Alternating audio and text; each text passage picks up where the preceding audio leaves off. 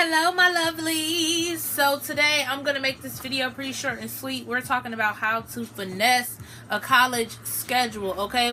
We're talking about your every day-to-day life. We're talking about getting your schedule together so that you can finesse, so that you can have a simple, easy breezy schedule. I'm gonna give y'all 10 tips and we gonna call it a day, baby. So let's get started. Number 1, avoid 8 a.m. classes. Do not schedule yourself for 8 a.m. classes. They are a mess. Now if you know you a morning person and you prefer that, then by all means do what works for you. But me personally, 8 a.m.s just didn't work out for a number of reasons. I was half asleep, I never really paid attention, and I ended up doing very poorly in the class because I was trying to wake up for 50 minutes. So if you can avoid 8 a.m. classes, just do that. Some classes, depending on your major, is kind of something you just can't avoid. It's not something you can run from. You got to face it at some point in time. But I would just say don't do that your freshman year because you're already trying to adjust and it's just not really a good idea. Tip number 2, try to steer clear of having Friday classes. Now, in my experience at Michigan State, I took a language course,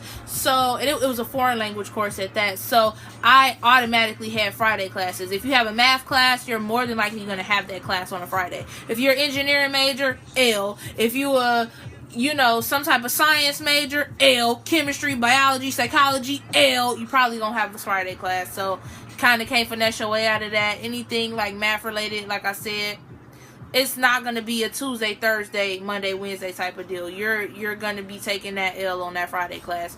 But if you are like an engineering major or a science major, math major, anything like that, you might just have that one Friday class, which is really not that bad.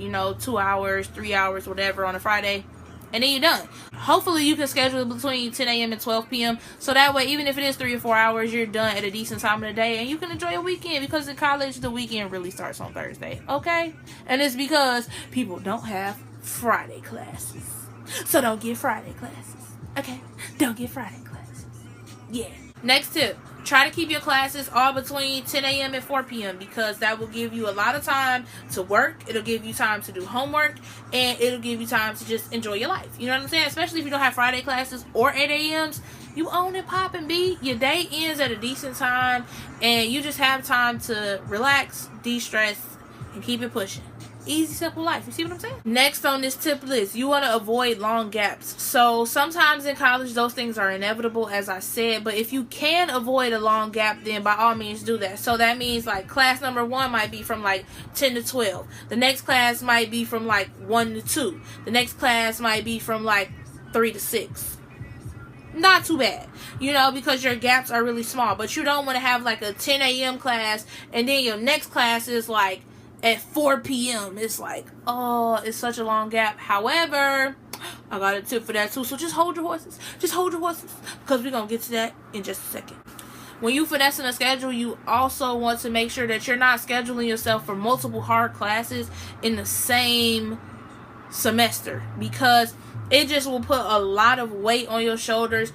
It will also put a lot of stress on you unnecessarily, and you can avoid that just by making sure that you're not taking a lot of classes that require too much of your energy in comparison to the other classes that you have. So, example, let's say in a good scenario, I would have maybe a write-in prerequisite. I would have a low-level math prerequisite. I would have like an elective, and then for my last and final class I might have something that's like a medium to an easy level of workload, just because that would just give me a nice balance. So I would try to, if I was only going to do 12 credits, then I would stick to things that are manageable, or I would pick up 2 hard classes and make sure that my other 2 classes are really just not that bad, so that I'm not stressed out and I don't feel like I'm drowning. My tip to you guys is to kind of balance your course load. If you know that a class is going to be requiring a lot of your attention, a lot of your time, they have things like online modules on top of papers,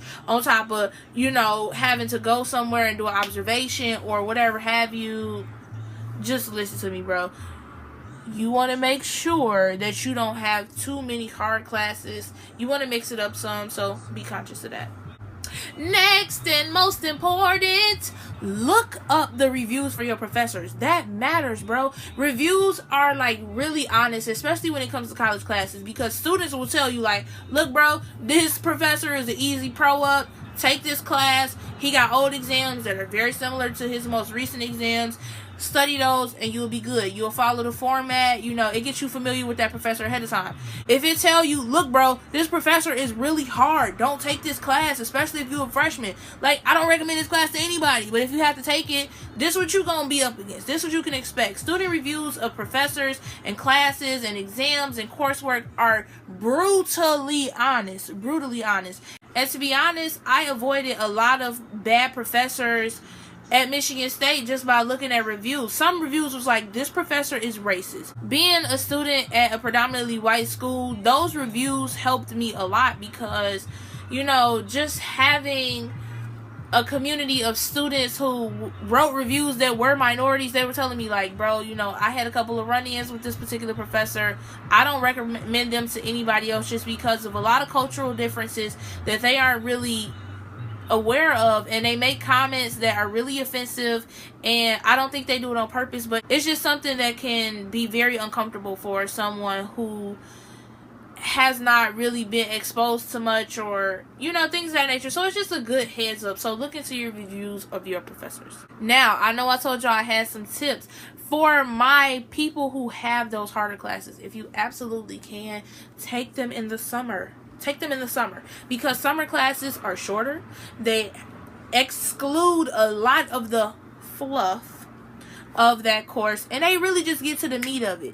By the time you get tired of that class and you ready to quit, your 6 weeks is almost over with, and you just telling yourself, okay, look, I just gotta hold out, I gotta make it, I'm gonna do this, I can do this, I can do this. You know, some classes in the summer are for both sessions, so they could still be 12 weeks, but again, 12 weeks is better than 16 or 18 weeks of just dragging something on. So take those harder classes in the summer if you have that option available to you, because it will make your life simple. 3 more tips and then we out of here. Schedule your classes early. Look into your online, you know, portals for your classes and see what you can schedule. And then as a second part to that, you want to have upperclassmen. Have a friend who's an upperclassman. Just look over your schedule like, hey bro, do the schedule look decent? I would say talk to your advisor, but in the same token, my advisor, she was bomb, and I can't guarantee that everybody gonna have the same advisor I did. Shout out to Ruth in the English department. You the bomb. I love you. I wish I could check in with you, but I can't because I don't have your number. But just have an upperclassman look over your schedule, because they'll tell you like, bro, you can finesse this in a different way. Like, you can get the plug on this class, take this professor. You know what I'm saying? I see you got this one. See if this one is available. They can just give you a lot more insight on how to finesse that and how to pro up, because I want y'all to be out here winning, and upperclassmen are the plug. So connect with them, have them look over your schedule, especially if you're making it yourself. Last 2.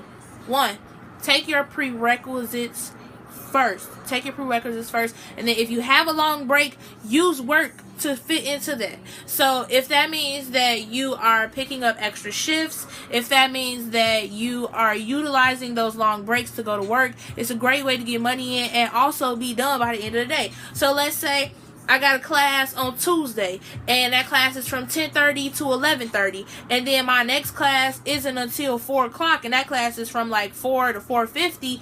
Between 11:30 and 4 o'clock, I can go to work and make some money. I can pick up a shift, I can make some money. So use your work schedule. Be very transparent about your class schedule when it comes to work. I know a lot of jobs on campus, they require you to submit your class schedule so that they know, like, okay, during these times, this student is absolutely unavailable because they have class.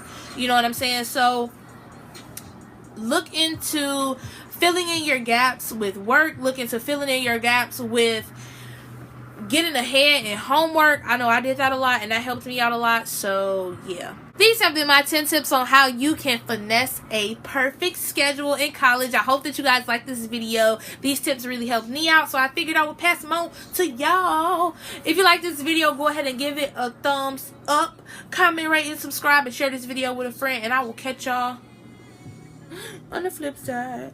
Peace out.